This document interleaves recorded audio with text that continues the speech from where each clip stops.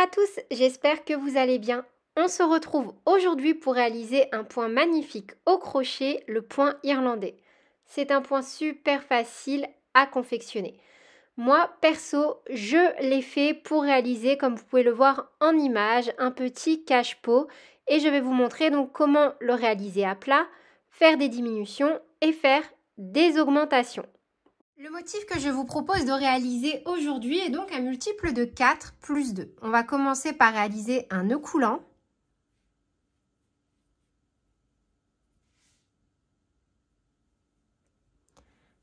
Et on vient faire une maille chaînette multiple de 4. Donc pour ma part, je vais venir faire une maille chaînette de 20 mailles en l'air. 1, 2, 3, 4, 5, 6, 7, 8, 9, 10, 11, 12, 13, 14, 15, 16, 17, 18, 19 et 20.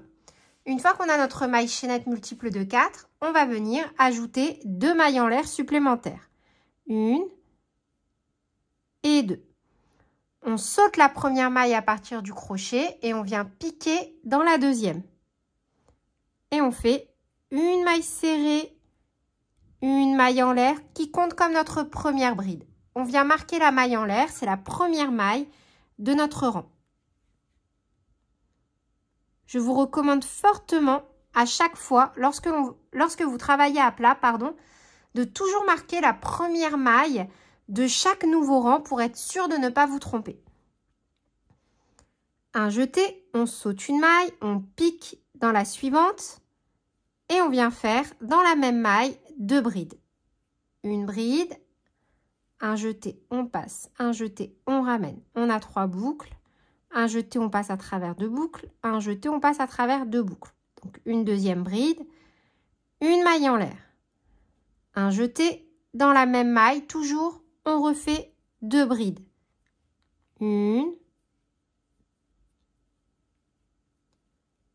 et 2. Un jeté, on saute 3 mailles. 1, 2, 3. On pique dans la quatrième et on vient faire la même chose. 2 brides, donc 1, 2, une maille en l'air, toujours dans la même maille, 2 brides, 1 et 2. Un jeté et on répète cette séquence. On saute 3 mailles, 1, 2, 3, on pique dans la quatrième et on refait notre motif. 2 brides, une maille en l'air, 2 brides dans la même maille.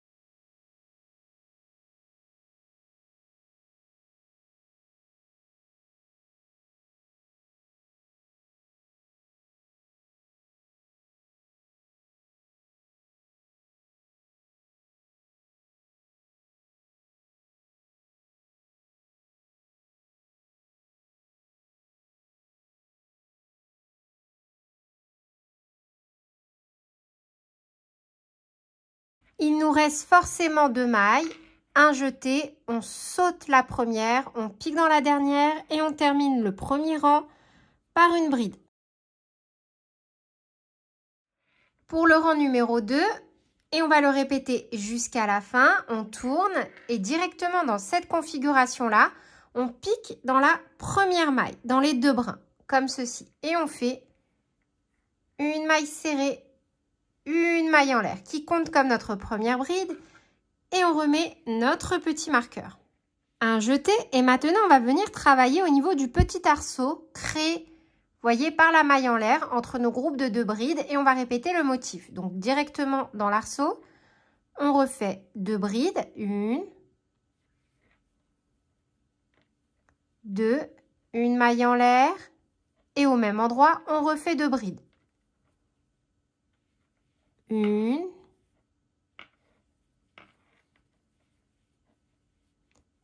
et 2. Un jeté directement dans le petit arceau suivant de la maille en l'air. Voyez, on ne travaille pas ici. On ne travaille pas entre nos motifs, on travaille vraiment dans le motif au niveau de la maille en l'air. On répète, 2 brides.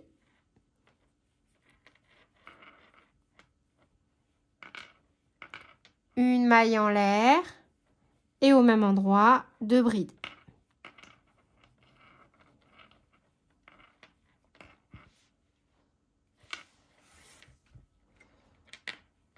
Et on répète sur tout le rang.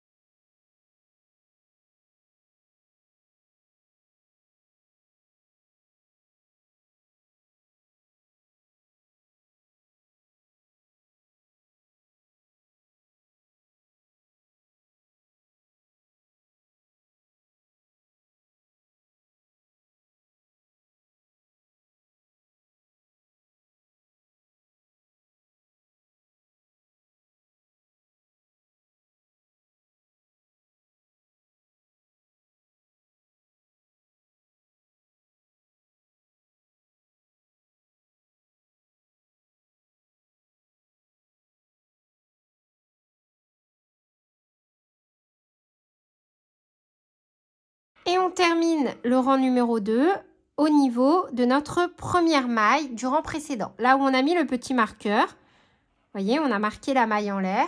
Et au même endroit, donc, on termine avec une bride.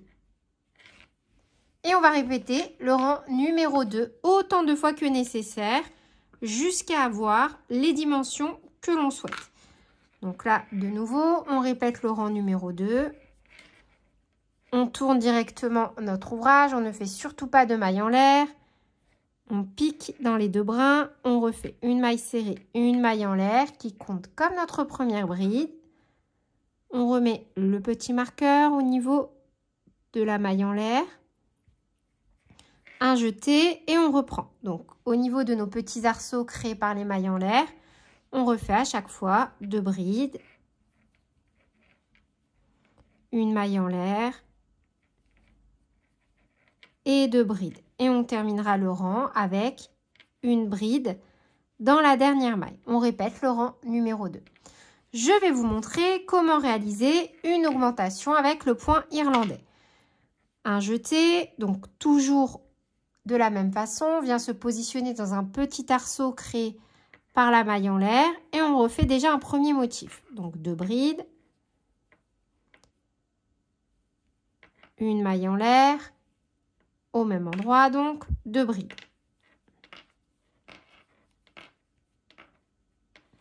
Et cette fois-ci, on va venir, vous voyez, travailler ici dans l'espace et faire un motif.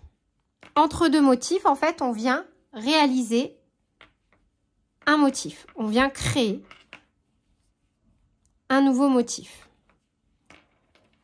Ça peut être super intéressant comme point à réaliser quand, par exemple, je ne sais pas, on veut faire un maillot plus évasé vers le bas ou une manche plus évasée au niveau de la manchette. Ça peut être super sympa de fonctionner comme ça. Et une fois qu'on a fait notre augmentation, donc dans l'espace où on n'est pas censé travailler, on reprend normalement notre motif.